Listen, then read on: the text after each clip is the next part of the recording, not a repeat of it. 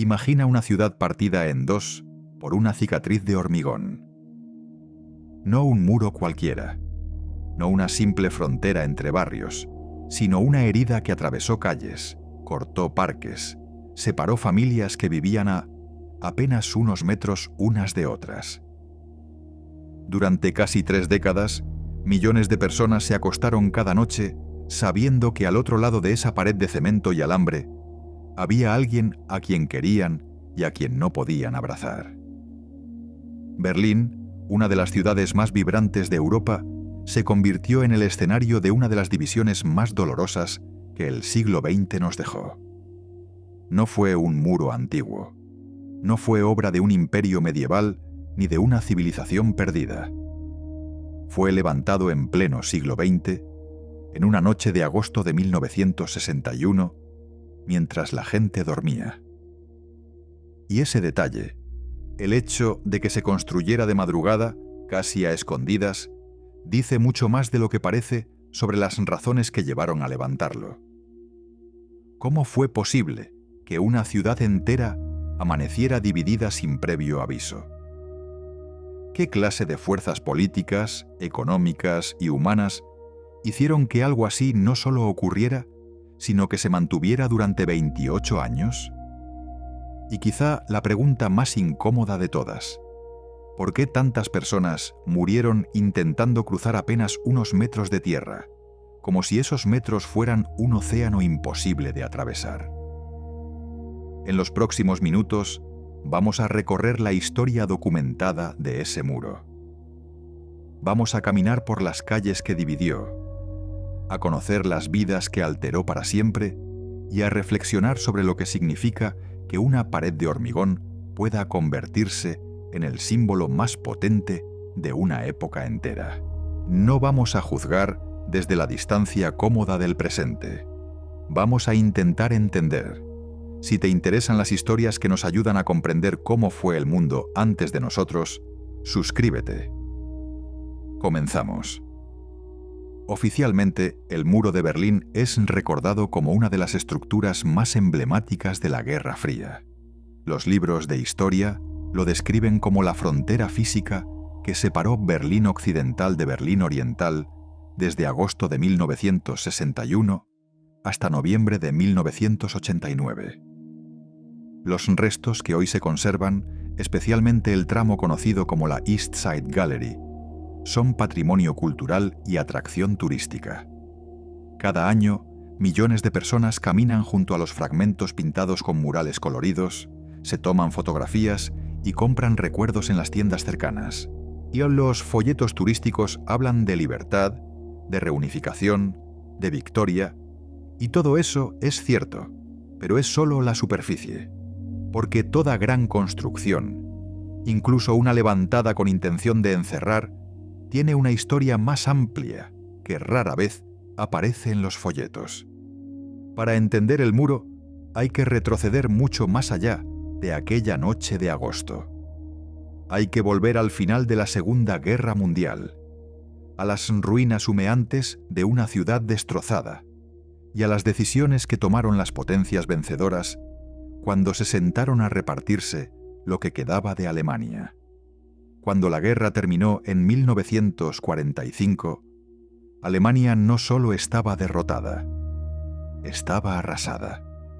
Berlín, su capital, había sido bombardeada sin descanso durante años y luego tomada en una batalla final que dejó barrios enteros convertidos en escombros.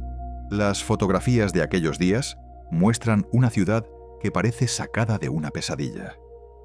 Edificios sin fachada, calles cubiertas de cascotes, personas caminando entre ruinas con la mirada perdida.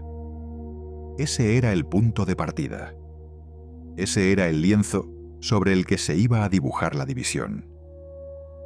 Las potencias ganadoras, Estados Unidos, la Unión Soviética, Gran Bretaña y Francia, acordaron dividir Alemania en 4 zonas de ocupación. Cada una controlaría una parte del país y dentro de Berlín cada una tendría también su propio sector. La idea original, según los documentos de las conferencias de Yalta y Potsdam, era administrar Alemania de forma conjunta hasta que se estableciera un nuevo gobierno alemán. Pero la realidad fue muy distinta. Las diferencias ideológicas entre los aliados occidentales y la Unión Soviética eran profundas, y lo que empezó como una administración compartida se fue convirtiendo poco a poco en una competencia abierta.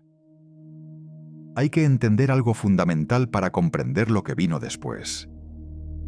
Berlín no estaba en la frontera entre las zonas occidental y soviética.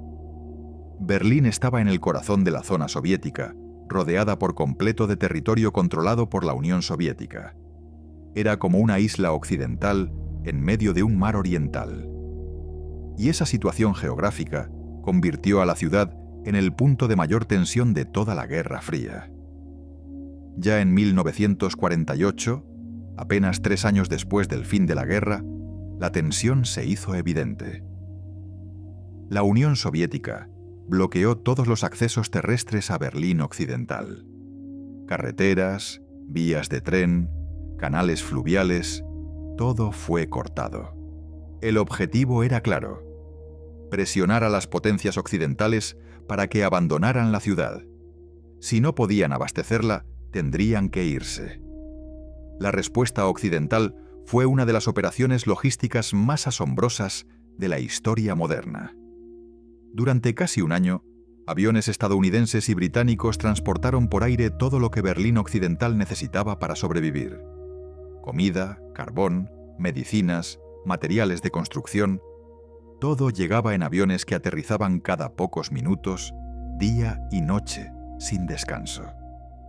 Se calcula que durante el puente aéreo se realizaron más de 270.000 vuelos y se transportaron más de 2 millones de toneladas de suministros. Los berlineses occidentales miraban al cielo y veían pasar los aviones como una cadena interminable.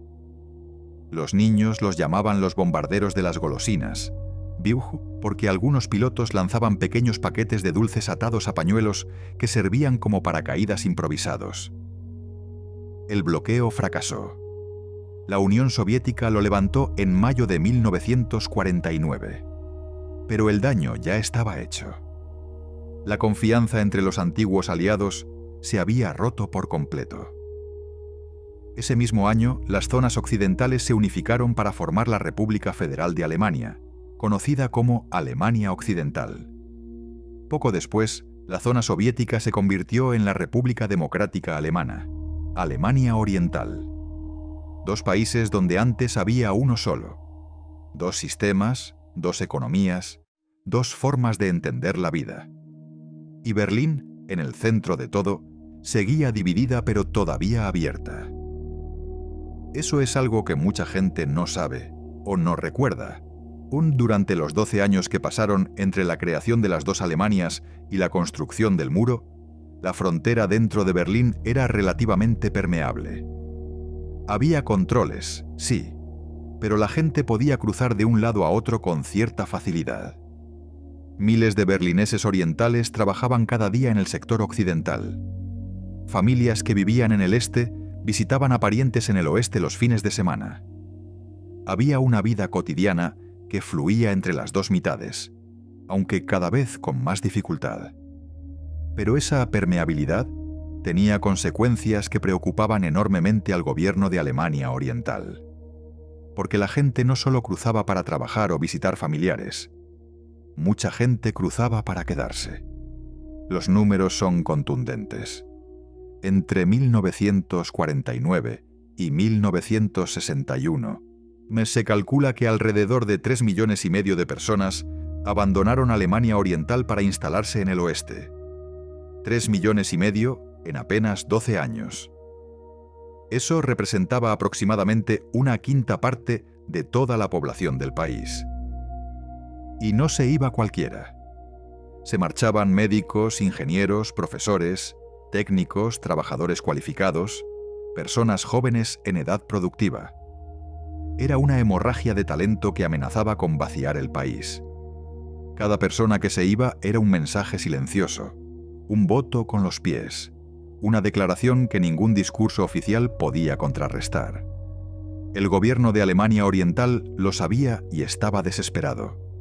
Algunos documentos de la época, desclasificados años después de la caída del muro, sugieren que la decisión de cerrar la frontera se fue gestando durante meses, quizá años. Walter Ulbricht, el líder de Alemania Oriental, habría presionado a la Unión Soviética en repetidas ocasiones para obtener permiso para sellar Berlín. Moscú habría sido inicialmente reticente, consciente de que un movimiento así tendría consecuencias diplomáticas enormes. Pero la situación se deterioraba tan rápido que, según varios historiadores, a mediados de 1961, la decisión ya estaba tomada. Lo que siguió fue una operación planificada, con precisión militar y ejecutada en el mayor secreto posible. En la noche del 12 al 13 de agosto de 1961, mientras la mayoría de los berlineses dormían, miles de soldados y policías de Alemania Oriental comenzaron a desplegar alambre de espino a lo largo de toda la línea divisoria dentro de la ciudad. Al amanecer, los berlineses que intentaron cruzar como hacían cada mañana se encontraron con que el camino estaba cortado. Las estaciones de metro que conectaban ambos lados fueron cerradas. Las calles que antes unían barrios fueron bloqueadas. Las ventanas de los edificios que daban directamente a la frontera fueron tapiadas. Hay testimonios estremecedores de aquellas primeras horas. Familias que se habían acostado en un mismo país y que despertaron separadas. Personas que habían ido a visitar a alguien al otro lado y que de pronto no podían volver a casa. Trabajadores que se quedaron atrapados lejos de sus hogares. La confusión, el miedo y la incredulidad dominaron aquellos primeros días. Nadie sabía si era temporal o permanente.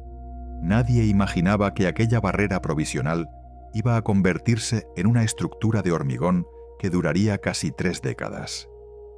El alambre de espino fue solo el principio. En las semanas y meses siguientes, la barrera se fue reforzando progresivamente. Primero con bloques de hormigón apilados, luego con secciones prefabricadas cada vez más altas y resistentes. Lo que empezó como una improvisación nocturna se transformó en un sistema de contención sofisticado y meticuloso. Porque el muro de Berlín nunca fue simplemente un muro. Fue un sistema completo de control fronterizo que fue evolucionando a lo largo de los años hasta convertirse en algo que hoy resulta difícil de imaginar. En su versión final, la que existía en los años 80, el sistema incluía 2 muros paralelos de hormigón armado, cada uno de aproximadamente 3,5 metros de altura, con una superficie superior redondeada, diseñada específicamente para que fuera imposible agarrarse a ella. Entre ambos muros se extendía una franja de terreno conocida como la Franja de la Muerte, que podía tener entre 30 y más de 100 metros de ancho según la zona.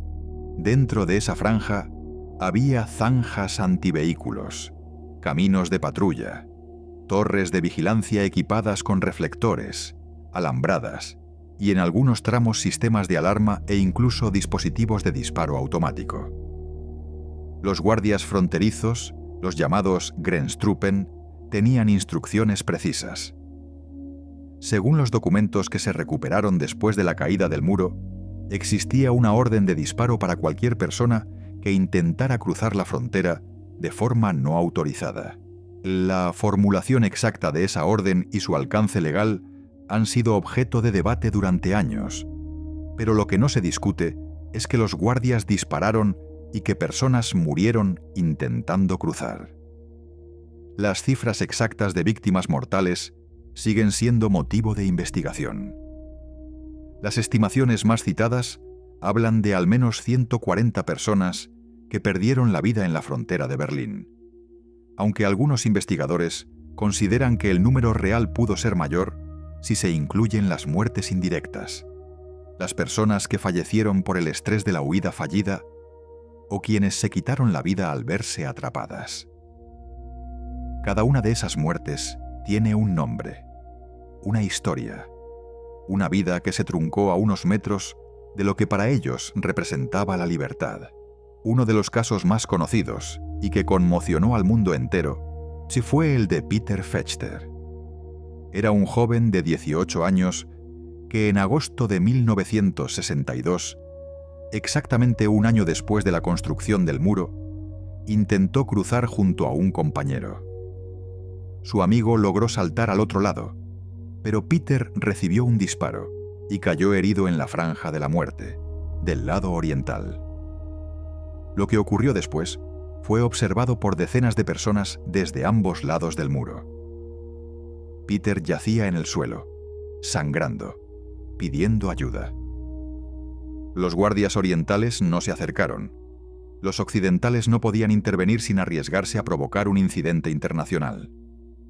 Peter Fechter agonizó durante casi una hora, a la vista de todos antes de que finalmente los soldados orientales lo recogieran. Para entonces ya era demasiado tarde. Su caso no fue el único, pero sí fue uno de los que más impacto tuvo en la opinión pública internacional. Las fotografías y los testimonios de aquel día recorrieron el mundo y contribuyeron a consolidar la imagen del muro como un símbolo de opresión. Desde el lado occidental, el muro se llenó de pintadas, protestas y mensajes de solidaridad. Desde el lado oriental, era una superficie gris, limpia e impersonal, vigilada constantemente. Pero la vida no se detuvo a ninguno de los dos lados. Y aquí es donde la historia del muro se vuelve más compleja y más humana. Porque más allá de la geopolítica, más allá de las ideologías y las declaraciones de los líderes mundiales, había millones de personas que simplemente tenían que seguir viviendo. Personas que se enamoraban, que tenían hijos, que iban a trabajar, que celebraban cumpleaños, que se enfermaban, que envejecían. Y todo eso lo hacían a la sombra de un muro que les recordaba cada día que su mundo tenía un límite físico e infranqueable.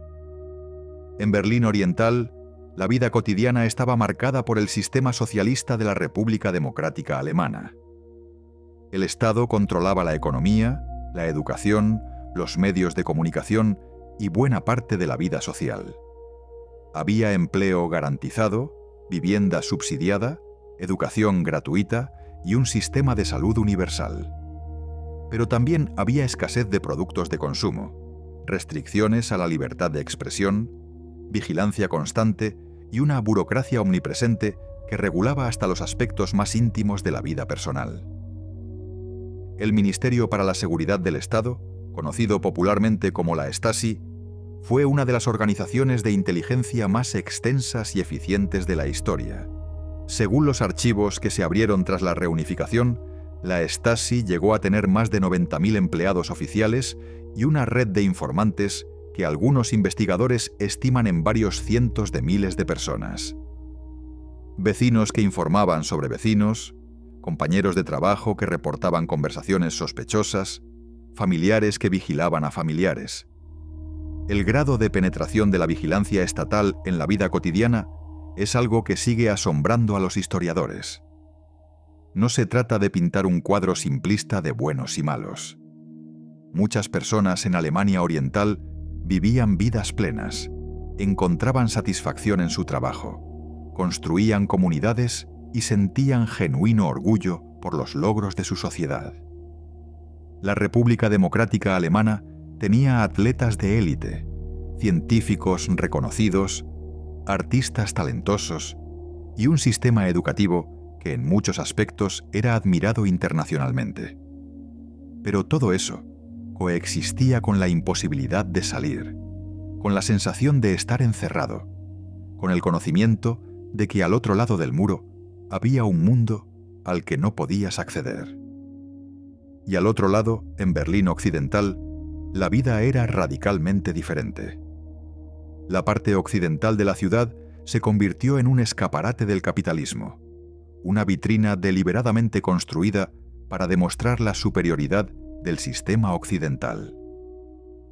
Había abundancia de productos, libertad de movimiento, una vida cultural vibrante y una economía que, impulsada por la ayuda del Plan Marshall y por el llamado milagro económico alemán, ofrecía un nivel de vida notablemente más alto que el del este. Pero Berlín Occidental también era una anomalía, una ciudad-isla rodeada por completo de territorio hostil, dependiente de los corredores aéreos y terrestres que la conectaban con el resto de Alemania Occidental. Los berlineses occidentales vivían con una mezcla particular de libertad y aislamiento. Podían viajar a cualquier parte del mundo libre, pero no podían cruzar la calle si esa calle terminaba en el muro. Podían ver las torres de vigilancia desde sus ventanas, escuchar los altavoces del este y en las noches más silenciosas, quizá imaginar qué estarían haciendo sus vecinos del otro lado. A lo largo de los años, el muro no solo se mantuvo, sino que se perfeccionó. Cada intento de fuga, exitoso o fallido, era analizado meticulosamente por las autoridades de Alemania Oriental, y las lecciones aprendidas se aplicaban para reforzar el sistema. Lo que en 1961 había sido una barrera improvisada de alambre de espino y bloques de hormigón apilados a toda prisa, se fue transformando en una estructura cada vez más sofisticada, más difícil de superar, más letal. Las primeras versiones del muro eran relativamente rudimentarias. Bloques de cemento, vallas metálicas, alambradas. En algunos puntos, los edificios que estaban justo en la línea fronteriza servían como parte del propio muro.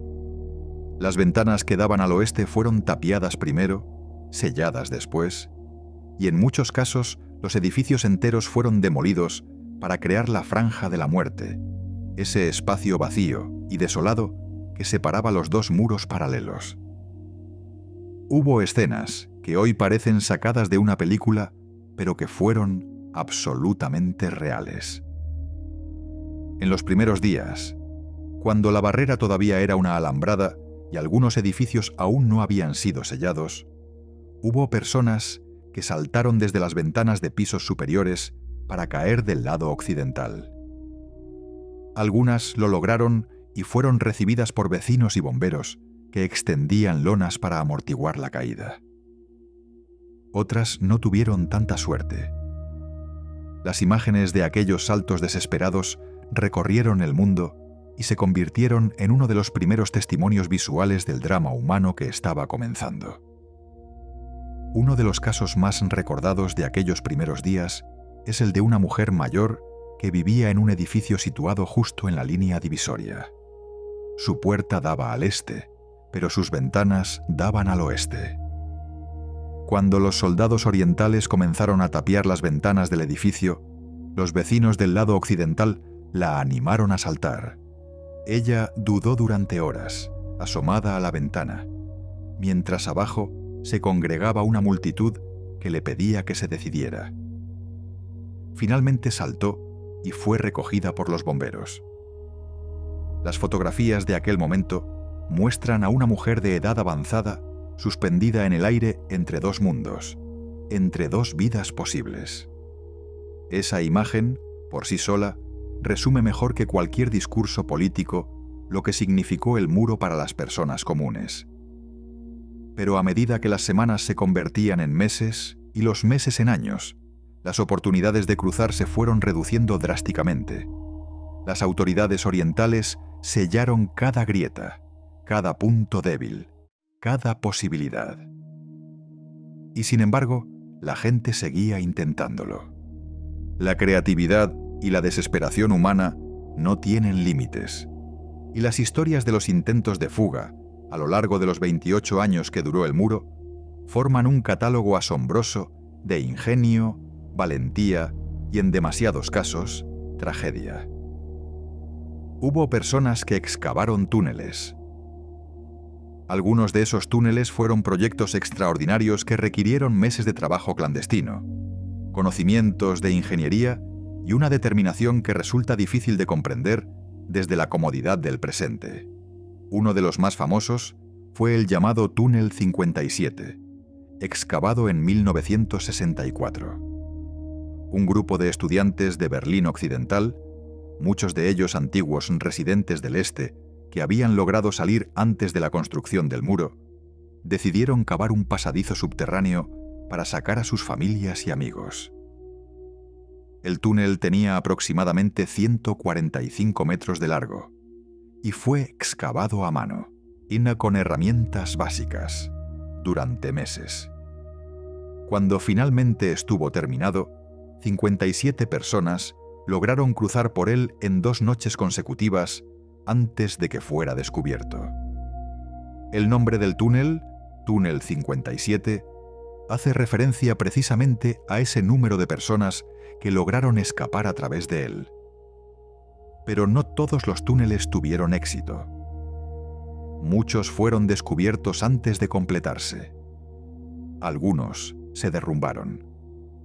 En otros casos, los fugitivos fueron detenidos cuando ya estaban dentro del pasadizo, a veces por delaciones de informantes de la Stasi que se habían infiltrado en los grupos organizadores. Cada túnel descubierto llevaba a detenciones, juicios y condenas de prisión que podían ser de varios años. Hubo también quienes intentaron cruzar por encima del muro. Algunos construyeron planeadores rudimentarios, artefactos caseros que apenas podían sostener el peso de una persona y que debían volar lo suficiente como para superar la franja de la muerte y aterrizar del lado occidental. Es probable que la mayoría de estos intentos nunca llegaran a ejecutarse, pero los que sí se llevaron a cabo demuestran un grado de audacia que raya en lo inverosímil. Otros aprovecharon vehículos modificados. Hubo quien escondió personas en compartimentos secretos construidos dentro de automóviles que cruzaban los puestos de control autorizados. Los coches eran alterados para crear espacios diminutos detrás de los asientos, debajo del motor o dentro del maletero, espacios tan pequeños que las personas debían permanecer en posiciones imposibles durante horas mientras el vehículo pasaba los controles. Cada detalle era calculado al milímetro. El peso del coche, su comportamiento en la carretera, la actitud del conductor ante los guardias. Cualquier error, por mínimo que fuera, podía significar la detención y la cárcel. Una de las fugas más audaces fue la de 2 familias que en 1979 construyeron un globo aerostático casero. Lo fabricaron con telas de cortinas y camisas, usando un quemador improvisado alimentado con gas propano. En su primer intento, el globo se desinfló antes de cruzar la frontera. Pero no se rindieron. Construyeron un segundo globo, más grande y resistente, y en septiembre de aquel año volaron durante casi media hora a más de 2.000 metros de altura antes de aterrizar en un campo de Baviera, en territorio occidental. Los 8 ocupantes del globo, incluidos 4 niños, lograron escapar. Su historia fue tan extraordinaria que inspiró una película años después. Pero por cada historia de éxito, había muchas más de fracaso. Y las consecuencias del fracaso eran devastadoras. Quienes eran capturados, intentando cruzar el muro, se enfrentaban a penas de prisión que podían ir desde 1 año hasta más de 10, dependiendo de las circunstancias. Y no solo los fugitivos eran castigados. Sus familias también sufrían represalias. Padres que perdían sus empleos, hijos a quienes se les negaba el acceso a la universidad, hermanos que eran sometidos a vigilancia permanente. El sistema de castigo se extendía como una red que atrapaba no solo al que intentaba huir, sino a todo su entorno. Y luego estaban los que morían. Las muertes en el muro son quizá el capítulo más doloroso de toda esta historia. Cada víctima tiene un nombre, una edad, una historia que se interrumpió de forma violenta a unos metros de lo que para ellos representaba una vida diferente. No todos murieron por disparos de los guardias fronterizos. Algunos se ahogaron en el río Spree, que en ciertos tramos formaba parte de la frontera. Otros murieron al caer desde alturas considerables durante sus intentos de escalada. Algunos fallecieron en accidentes dentro de los túneles, pero muchos, demasiados, murieron por las balas de los guardias. Y aquí nos adentramos en un territorio moralmente complejo que merece una reflexión pausada. Los guardias fronterizos eran, en su mayoría, jóvenes soldados que cumplían el servicio militar obligatorio. Muchos de ellos tenían la misma edad que las personas a las que disparaban. Habían sido entrenados para considerar a los fugitivos como traidores, como enemigos del Estado, como criminales que amenazaban la seguridad de la República Democrática Alemana. Algunos documentos recuperados después de la reunificación sugieren que los soldados que lograban detener o abatir a un fugitivo recibían reconocimientos, permisos especiales e incluso recompensas económicas. Es difícil, desde la perspectiva actual, comprender cómo un joven de 19 o 20 años podía disparar contra otro joven de su misma edad que simplemente intentaba cruzar una frontera. Pero el sistema en el que vivían esos soldados los había preparado durante toda su vida para ese momento. La educación, la propaganda, la presión del grupo, el miedo a las consecuencias de no cumplir las órdenes. Todo formaba parte de un engranaje diseñado para que la obediencia fuera automática y la empatía quedara suspendida. Después de la caída del muro y de la reunificación alemana, se celebraron juicios contra algunos de los guardias que habían disparado y contra los dirigentes que habían dado las órdenes. Esos juicios plantearon preguntas legales y filosóficas de enorme profundidad. ¿Hasta qué punto un soldado es responsable de obedecer una orden que considera legal dentro de su sistema? ¿Puede juzgarse a alguien por las leyes de un Estado que ya no existe? ¿Dónde termina la obediencia debida y dónde empieza la responsabilidad individual? Las respuestas a esas preguntas no fueron sencillas ni unánimes, y siguen siendo materia de debate hasta el día de hoy. Mientras el muro se mantenía en pie año tras año, la vida a ambos lados seguía su curso, aunque por caminos cada vez más divergentes. Berlín Occidental se consolidó como una ciudad cosmopolita, creativa y ligeramente excéntrica. Su condición de isla urbana, rodeada de territorio oriental, atraía a personas que buscaban algo diferente. Artistas, músicos, escritores, activistas, jóvenes que rechazaban las convenciones del resto de Alemania Occidental, encontraban en Berlín Occidental un refugio inesperado. La ciudad tenía una energía particular, una mezcla de libertad y claustrofobia que alimentaba la creatividad. David Bowie vivió allí durante años y grabó algunos de sus discos más influyentes. La escena musical berlinesa de los años 70 y 80, con su mezcla de punk, electrónica y experimentación, nació en buena medida de esa atmósfera única. Al otro lado, Berlín Oriental era la capital de la República Democrática Alemana, y como tal recibía una atención especial por parte del gobierno.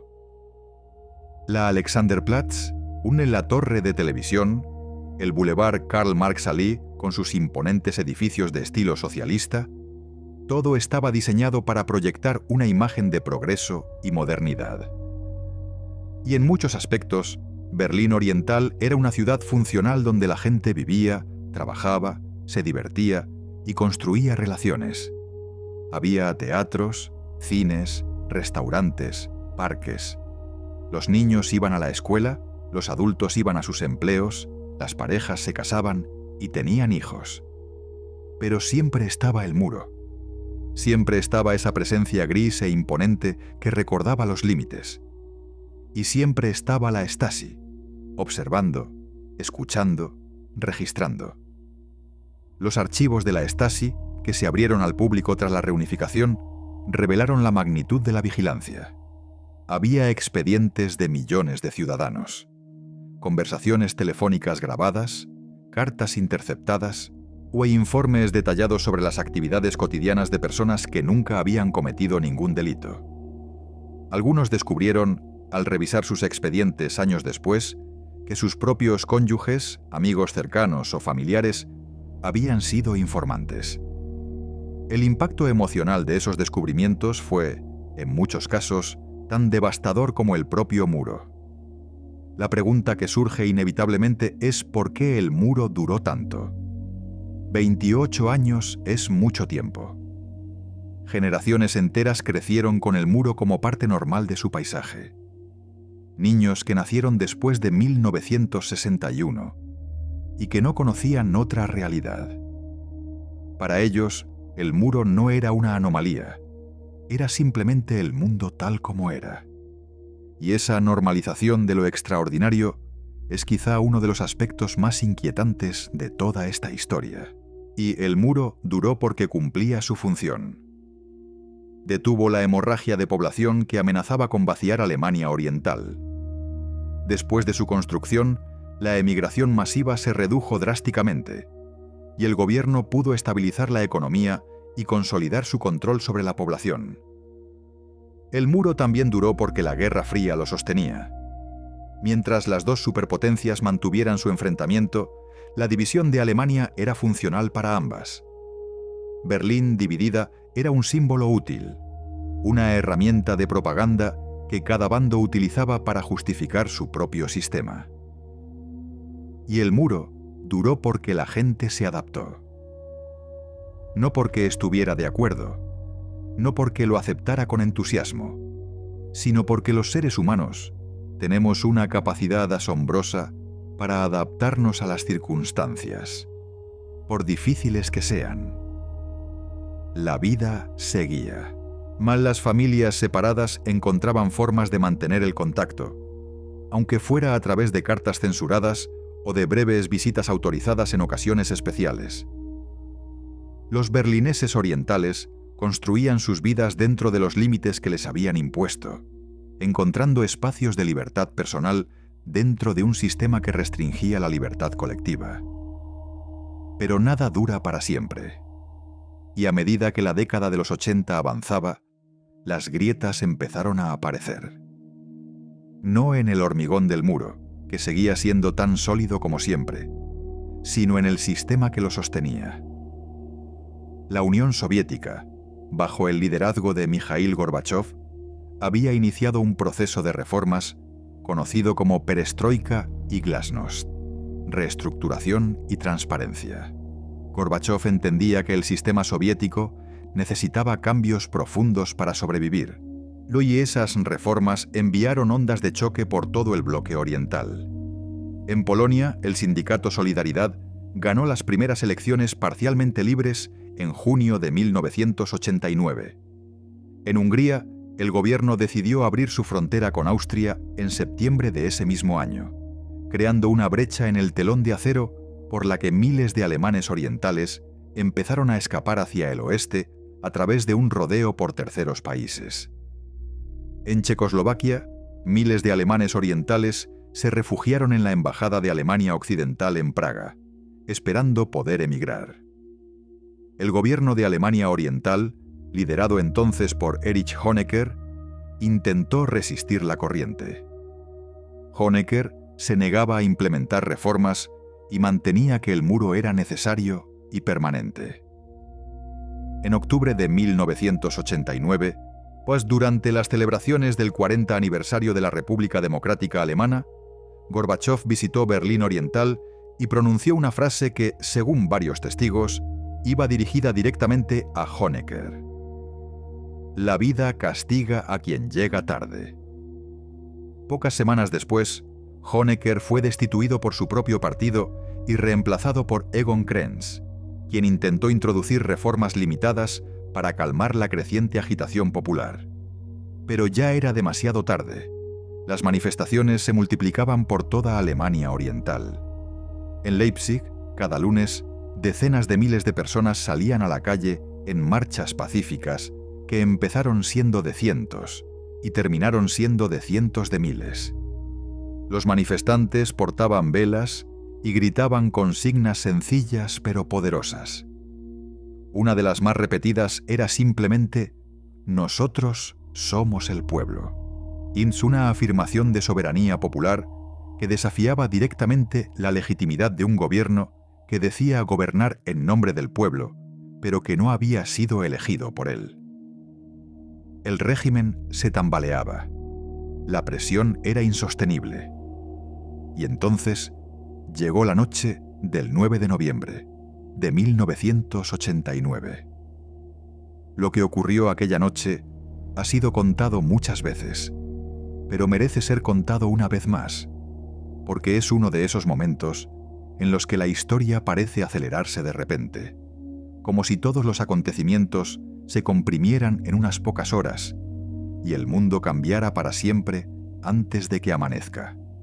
Aquella noche, el gobierno de Alemania Oriental había preparado una nueva regulación migratoria que pretendía aliviar la presión popular, permitiendo a los ciudadanos solicitar permisos de viaje al extranjero de forma más sencilla.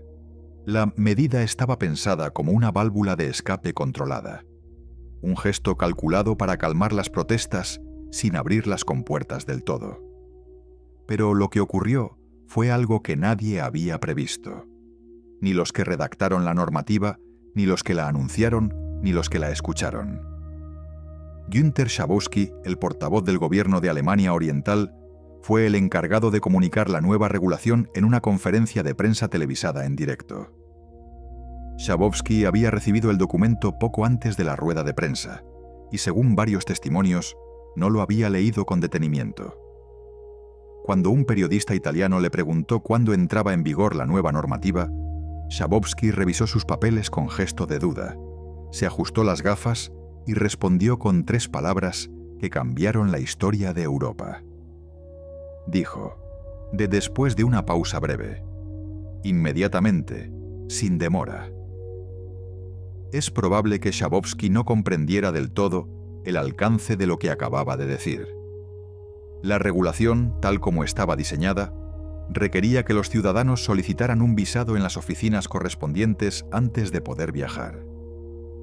Pero lo que la gente entendió aquella noche, lo que millones de personas escucharon en sus televisores, fue algo mucho más simple y mucho más poderoso: que el muro estaba abierto.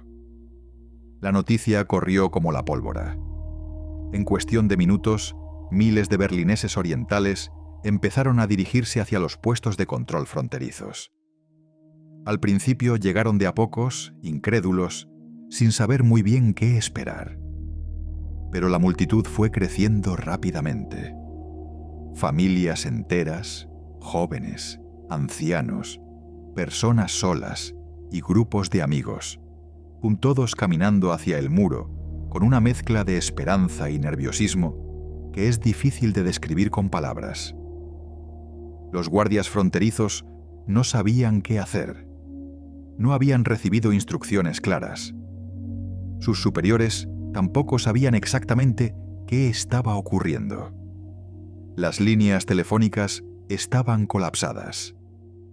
La cadena de mando, ese sistema rígido y jerarquizado que durante décadas había funcionado con precisión militar, se desmoronó en cuestión de horas.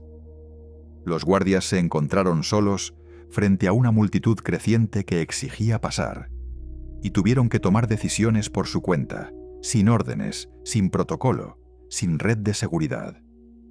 En el puesto de control de Bornholmer Strasse, el oficial al mando, Harald Jäger, se enfrentó a una situación imposible.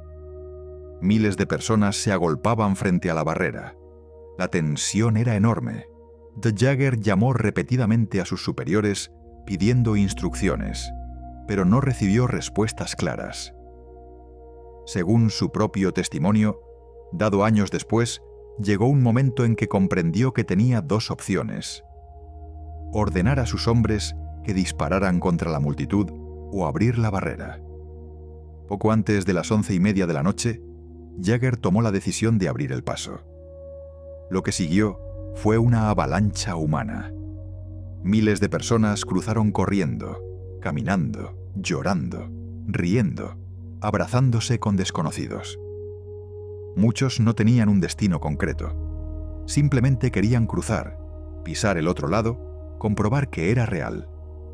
Algunos iban en pijama, otros en ropa de trabajo, otros llevaban a sus hijos en brazos. Las escenas de aquella noche, captadas por las cámaras de televisión de todo el mundo, son de una intensidad emocional que difícilmente se puede olvidar. Del lado occidental, los berlineses habían salido también a la calle. Cuando los primeros orientales cruzaron la frontera, fueron recibidos con aplausos, con abrazos, con botellas de champán y con lágrimas. Desconocidos se abrazaban como si fueran familia, y en cierto modo lo eran. Eran la misma ciudad, la misma cultura, la misma lengua, separadas durante 28 años por una pared de hormigón que aquella noche dejó de tener sentido. En las horas siguientes, todos los puestos de control de Berlín fueron abiertos. La gente empezó a subirse al muro, algo que durante décadas habría sido impensable, un acto que habría significado la muerte. Ahora bailaban encima de él, se sentaban en su borde, lo golpeaban con martillos y cinceles. Los llamados Mauerspechte y los pájaros carpinteros del muro empezaron a arrancar pedazos de hormigón como recuerdo. Cada golpe de martillo era un acto simbólico de liberación, una forma de decir que aquella estructura ya no tenía poder sobre ellos. Las imágenes de aquella noche dieron la vuelta al mundo. En Washington, en Moscú, en París, en Londres, en cada capital del planeta, la gente contemplaba incrédula lo que estaba ocurriendo. Algunos líderes mundiales reaccionaron con cautela, temerosos de que la situación pudiera descontrolarse y provocar un conflicto. Otros celebraron abiertamente. Lo que nadie podía negar era que estaban presenciando un momento histórico de proporciones enormes, uno de esos instantes en los que el curso de la historia gira de forma visible e irreversible. Pero la caída del muro no fue un final. Fue un principio, y los meses y años que siguieron fueron mucho más complicados de lo que las imágenes festivas de aquella noche podrían sugerir. Porque derribar un muro de hormigón es relativamente sencillo. Lo difícil es derribar los muros invisibles que se construyeron durante décadas en las mentes, en las costumbres, en las economías y en las identidades de millones de personas. La reunificación alemana, que se formalizó oficialmente el 3 de octubre de 1990, fue un proceso extraordinariamente rápido desde el punto de vista político. Menos de un año después de la caída del muro, las dos Alemanias volvían a ser un solo país. Pero la rapidez del proceso político contrastó con la lentitud y la dificultad de la integración real. Porque Alemania Oriental y Alemania Occidental llevaban 40 años siendo países distintos con sistemas económicos, sociales y culturales profundamente diferentes. Y esas diferencias no desaparecieron de la noche a la mañana. La economía de Alemania Oriental, que durante décadas había funcionado bajo planificación central, resultó ser mucho más frágil de lo que muchos esperaban. Las fábricas estatales, que empleaban a millones de personas, no podían competir en una economía de mercado abierta. Miles de empresas cerraron en los primeros años tras la reunificación. El desempleo, que oficialmente no existía en la República Democrática Alemana, se disparó hasta niveles que en algunas regiones superaron el 20%. Pueblos y ciudades enteras del este perdieron a gran parte de su población joven, sí que emigró al oeste en busca de mejores oportunidades. Para muchos alemanes orientales, la reunificación trajo libertad, pero también incertidumbre, desempleo y la sensación de que su mundo había sido absorbido por otro sin que nadie les preguntara cómo querían que fuera el proceso. Surgió un término, Ostalgie, una combinación de las palabras este y nostalgia, para describir el sentimiento de añoranza que algunos experimentaban por ciertos aspectos de la vida en la antigua Alemania Oriental. No era nostalgia por el muro ni por la represión, sino por la seguridad del empleo garantizado, por las redes de solidaridad vecinal, por los pequeños rituales de una vida que, con todas sus limitaciones, era la única que conocían. Del otro lado, muchos alemanes occidentales experimentaron la reunificación como una carga económica inesperada. El coste de reconstruir la infraestructura del Este, de equiparar salarios y pensiones, de modernizar industrias obsoletas, fue enorme. Se estableció un impuesto especial, el llamado Impuesto de Solidaridad, que los contribuyentes occidentales pagaron durante décadas para financiar la reconstrucción del Este. El resentimiento fue inevitable en algunos sectores. La expresión muro en las cabezas se convirtió en una forma habitual de referirse a las divisiones mentales y emocionales que persistían mucho después de que el muro físico hubiera desaparecido. Y esas divisiones, en muchos sentidos, siguen existiendo hoy. Más de 30 años después de la reunificación, las estadísticas muestran diferencias persistentes entre el este y el oeste de Alemania en términos de renta per cápita, tasa de desempleo, estructura empresarial y representación política. Los alemanes orientales siguen estando proporcionalmente menos representados en los puestos de dirección de las grandes empresas, en el poder judicial y en la alta administración pública. Hay investigadores que argumentan que la reunificación, más que una fusión entre iguales, fue en la práctica una absorción del este por el oeste, con todas las asimetrías que eso implica. Pero también hay otra lectura posible, y es justo mencionarla. La reunificación, con todos sus defectos y dificultades, fue un proceso pacífico. No hubo violencia, no hubo guerra civil, no hubo represalias masivas contra los antiguos dirigentes del régimen oriental. Si se compara con otros procesos de reunificación o de transición política en la historia, el caso alemán destaca precisamente por su carácter negociado y, en última instancia, civilizado. Que un país dividido durante 40 años pueda reunirse sin derramamiento de sangre es algo que no debería darse por sentado.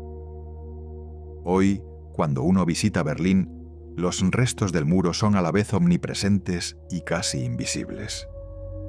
Hay una línea de adoquines que recorre las calles marcando el trazado original de la frontera. Si no sabes lo que es, pasas por encima sin darte cuenta. Si lo sabes, cada paso sobre esa línea tiene un peso diferente. La East Side Gallery, el tramo más largo de muro que se conserva, está cubierta de murales pintados por artistas de todo el mundo.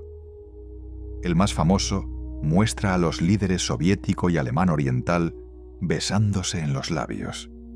Una imagen irónica y poderosa que se ha convertido en uno de los símbolos más reconocibles de la ciudad. Hay museos dedicados al muro y memoriales con los nombres de las víctimas, centros de documentación que preservan los archivos de la Stasi. Todo está ahí, disponible para quien quiera aprender, para quien quiera entender.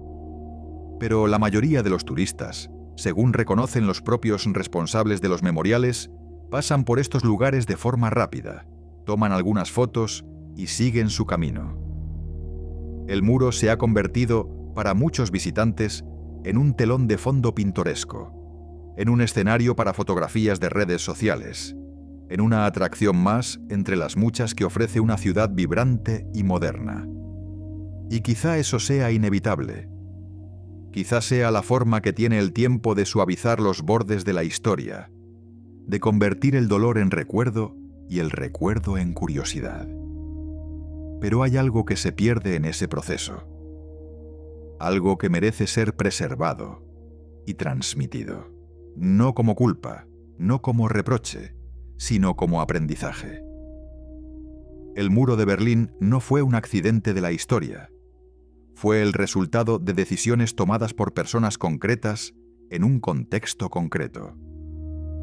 Fue la manifestación física de una división ideológica que afectó a todo el planeta durante medio siglo.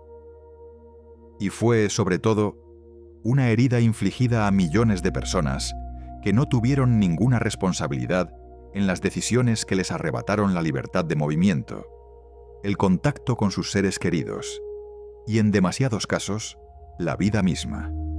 Las historias individuales son las que dan verdadero peso a los hechos históricos. Detrás de cada cifra, detrás de cada dato, detrás de cada fecha, hay personas de carne y hueso que experimentaron en primera persona lo que los libros de historia resumen en un párrafo. El abuelo que no pudo conocer a su nieto porque vivía al otro lado. La madre que vio crecer a su hija a través de una ventana sellada. El joven que murió desangrado en la franja de la muerte mientras docenas de personas lo observaban sin poder hacer nada.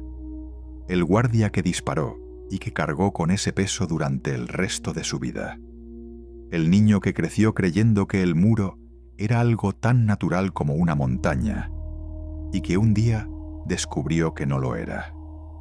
Todas esas historias, cada una de ellas, forman parte de un tejido inmenso que no cabe en ningún museo ni en ningún documental, por extenso que sea. Son vidas que transcurrieron en los márgenes de la gran historia, en esos espacios donde lo cotidiano y lo extraordinario se mezclan hasta volverse indistinguibles. Y es ahí, precisamente en ese cruce entre lo personal y lo político, donde el muro de Berlín revela su verdadera dimensión. Porque el muro no fue solo hormigón y alambre de espino. Fue también silencio. El silencio de las familias que aprendieron a no hablar de ciertos temas por miedo a que alguien estuviera escuchando. El silencio de los vecinos que sabían que su compañero de rellano informaba a la Stasi, pero que nunca se atrevieron a mencionarlo. El silencio de los guardias fronterizos que cumplieron órdenes y que después, durante años, no pudieron hablar de lo que habían hecho. El silencio de una sociedad entera que tuvo que aprender a convivir con una realidad que muchos consideraban injusta, pero que pocos se atrevían a cuestionar abiertamente. Ese silencio tuvo consecuencias que se extendieron mucho más allá de la caída del muro. Cuando los archivos de la Stasi se abrieron al público en 1991, gracias a una ley impulsada por activistas de derechos civiles de la antigua Alemania Oriental, millones de personas tuvieron la oportunidad de leer sus propios expedientes. Lo que encontraron dentro fue, en muchos casos, devastador. Informes detallados sobre sus conversaciones privadas, sobre sus relaciones sentimentales, sobre sus opiniones políticas expresadas en la intimidad de sus hogares. Y junto a esos informes, los nombres de quienes habían proporcionado la información. Hubo matrimonios que se rompieron cuando uno de los cónyuges descubrió que el otro había sido informante durante años. Hubo amistades de décadas que se desmoronaron en cuestión de minutos al leer un documento. Hubo familias que quedaron divididas no ya por un muro físico, sino por la traición y el dolor de saber que alguien en quien confiabas había estado vigilándote.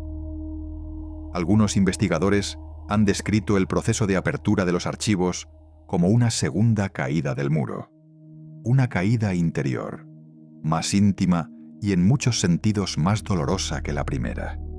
No todas las personas quisieron leer sus expedientes. Algunos prefirieron no saber, no abrir esa caja que podía contener verdades insoportables. Otros argumentaron que conocer la verdad era imprescindible para poder seguir adelante, para cerrar heridas, para construir una sociedad nueva sobre cimientos de honestidad y no de olvido. Ese debate entre memoria y olvido, entre justicia y reconciliación, acompañó a la sociedad alemana durante años y, en cierta medida, sigue presente hoy. Hay quienes sostienen que Alemania ha sido ejemplar en la forma en que ha gestionado la memoria del muro y de la división. Los memoriales, los museos, la preservación de los archivos, la investigación histórica continua, todo ello forma parte de un esfuerzo deliberado por no olvidar, por mantener vivo el recuerdo de lo que ocurrió como una forma de prevenir que algo así pueda repetirse. La cultura alemana de la memoria. Esa determinación casi obsesiva por enfrentarse al pasado en lugar de barrerlo bajo la alfombra, es algo que muchos países admiran y que pocos logran imitar. Pero también hay críticas.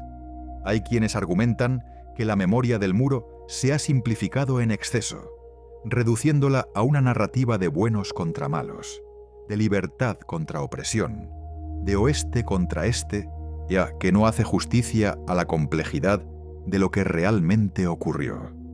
La vida en Alemania Oriental no fue solo represión y vigilancia. Hubo también solidaridad, comunidad, logros culturales y científicos genuinos. Una forma de vida que, con todas sus limitaciones, tenía aspectos que muchas personas valoraban sinceramente. Reducir todo eso a una caricatura de dictadura totalitaria es tan inexacto como idealizarlo. Y luego está la cuestión de los responsables. Después de la reunificación se celebraron juicios contra algunos de los principales dirigentes de la República Democrática Alemana. Erich Honecker, el líder que había mantenido el muro durante la mayor parte de su existencia, fue acusado de homicidio por las muertes en la frontera. Pero Honecker estaba gravemente enfermo y fue autorizado a abandonar Alemania por razones humanitarias. Murió en Chile en 1994 sin haber sido condenado. Egon Krenz, su sucesor, fue juzgado y condenado a 6 años y medio de prisión, de los que cumplió una parte antes de ser liberado. Varios guardias fronterizos fueron también juzgados y condenados por las muertes de fugitivos. Las penas fueron relativamente leves en la mayoría de los casos, lo que provocó indignación entre las familias de las víctimas. Pero los tribunales se enfrentaban a un dilema jurídico real. Los guardias habían actuado dentro del marco legal de un Estado que ya no existía, cumpliendo órdenes que en aquel momento eran consideradas legítimas por el sistema en el que vivían. La justicia tuvo que encontrar un equilibrio entre la responsabilidad individual y el contexto sistémico, un equilibrio que nunca es fácil de alcanzar. Hay una reflexión que merece hacerse con calma, sin prisa, dejando que las palabras se asienten. El muro de Berlín cayó hace más de 30 años. Para una generación entera de europeos, es historia antigua, algo que ocurrió antes de que ellos nacieran, tan remoto como la Segunda Guerra Mundial o la Revolución Francesa.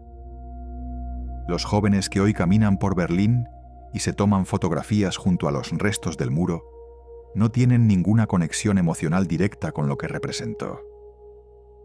Para ellos es un monumento, un lugar interesante, una parada más en un viaje turístico. Y sin embargo, las lecciones del muro siguen siendo extraordinariamente relevantes.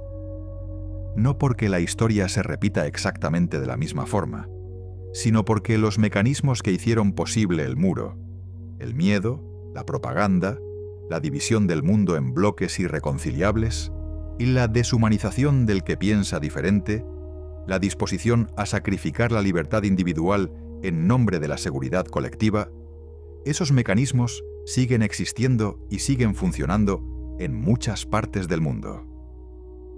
Hoy hay muros en otros lugares del planeta. Algunos son de hormigón, como el que separó Berlín. Otros son de alambre, de acero, de tecnología de vigilancia. Y otros son invisibles, hechos de leyes, de prejuicios, de desigualdades económicas que separan a las personas con tanta eficacia como cualquier barrera física. El muro de Berlín nos recuerda que toda división, por sólida que parezca, es una construcción humana, y que lo que los humanos construyen, los humanos también pueden derribar. Pero nos recuerda también que derribar no es suficiente, que después de la demolición viene el trabajo más difícil, el de reconstruir o el de sanar, el de aprender a vivir juntos después de haber vivido separados durante tanto tiempo. Alemania lleva más de 3 décadas en ese proceso y todavía no ha terminado. Quizá nunca termine del todo. Quizá las cicatrices de una división tan profunda no desaparezcan nunca completamente, sino que se vayan suavizando con el tiempo hasta convertirse en una marca que ya no duele, pero que sigue siendo visible. Hay un lugar en Berlín que sintetiza todo esto mejor que cualquier discurso. Se llama la Capilla de la Reconciliación y está construida sobre el terreno donde antes se alzaba la Iglesia de la Reconciliación, un templo que quedó atrapado en la franja de la muerte cuando se levantó el muro. Durante años, la iglesia estuvo ahí, inaccesible, visible desde ambos lados, pero inalcanzable desde ninguno. En 1985, el gobierno de Alemania Oriental ordenó su demolición porque dificultaba la vigilancia de la frontera. Un templo dedicado a la reconciliación fue destruido para mejorar la eficacia de un muro que separaba a las personas. Es difícil imaginar una metáfora más poderosa. Después de la reunificación, en el año 2000, se construyó una nueva capilla en el mismo lugar. Es un edificio pequeño, modesto, hecho de tierra apisonada, un material antiguo y humilde que contrasta deliberadamente con el hormigón del muro. Cada día, a mediodía, se lee en voz alta el nombre de una de las personas que murieron en la frontera. Solo el nombre, la fecha y las circunstancias. Sin discursos, sin adornos, sin interpretaciones. Solo el nombre de alguien que una vez estuvo vivo y que murió intentando cruzar unos metros de tierra. Esa sencillez tiene algo profundamente conmovedor, porque al final, más allá de las ideologías, más allá de las decisiones políticas, más allá de los bloques y las superpotencias y los tratados internacionales, lo que queda son los nombres. Las personas, los seres humanos que vivieron, que amaron, que sufrieron y que en demasiados casos murieron a causa de una línea dibujada en un mapa por personas que nunca tuvieron que pagar las consecuencias de sus propias decisiones. El muro de Berlín no fue un monstruo ni fue una víctima. Fue el resultado de una época, de una forma de entender el poder, la ideología y el control. Fue la expresión física de un miedo profundo, el miedo de un sistema que no confiaba en sus propios ciudadanos y que prefirió encerrarlos antes que arriesgarse a perderlos. Y fue también la demostración de que ningún muro, por alto y resistente que sea, puede contener indefinidamente el deseo humano de libertad, de conexión, de una vida sin fronteras impuestas. Cuando cayó, aquella noche de noviembre de 1989, no cayó solo el hormigón. Cayó una idea, la idea de que se puede dividir el mundo en dos mitades y mantenerlas separadas para siempre. Cayó la ilusión de que el control absoluto es posible, de que las personas pueden ser contenidas como el agua en un embalse. Y cayó también, para muchos, la certeza de que las cosas son como son, y no pueden cambiar. Aquella noche demostró que sí pueden cambiar, que a veces cambian de formas que nadie había previsto, en momentos que nadie había planeado. Las ciudades sobreviven a los muros que las dividen. Las personas sobreviven a las fronteras que las separan. Y quizá por eso la historia del muro de Berlín nos sigue fascinando tantos años después. No solo por el dolor que causó, ni por la alegría de su caída, sino porque nos recuerda algo esencial sobre la condición humana. Que somos capaces de construir muros y también de derribarlos. Que somos capaces de dividir y también de reunir. Que incluso en las circunstancias más oscuras, hay algo en nosotros que se resiste a aceptar la separación como destino. Hoy, los fragmentos del muro de Berlín están dispersos por todo el mundo. Hay trozos en museos de Washington, de Seúl, de Buenos Aires, de Ciudad del Cabo. Pequeños pedazos de hormigón pintado que viajan como reliquias de una época que terminó pero que no debería olvidarse. Cada uno de esos fragmentos lleva consigo una historia, o más bien miles de historias, las de todas las personas que vivieron a su sombra, que lucharon contra él, que intentaron cruzarlo, que lo soportaron en silencio durante años y que finalmente lo vieron caer.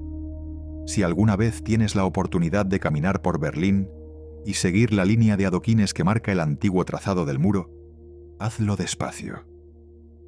Mira a tu alrededor. Observa los edificios, las calles, los parques que el muro atravesó. Piensa en las personas que vivieron ahí, en las ventanas que fueron tapiadas, en las familias que fueron separadas, en los jóvenes que murieron a pocos metros de una vida diferente. Y piensa también en los que sobrevivieron, en los que resistieron, en los que mantuvieron la esperanza durante 28 años, sin saber si alguna vez verían caer esa pared de hormigón. Porque esa es quizá la lección más valiosa que nos deja el muro de Berlín.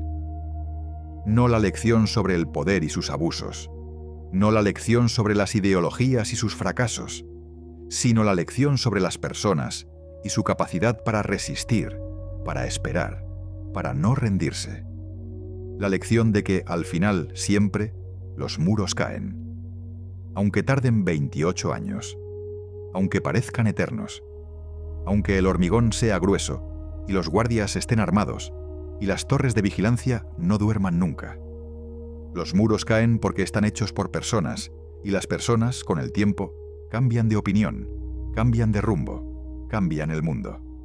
Gracias por acompañarnos. Descansa.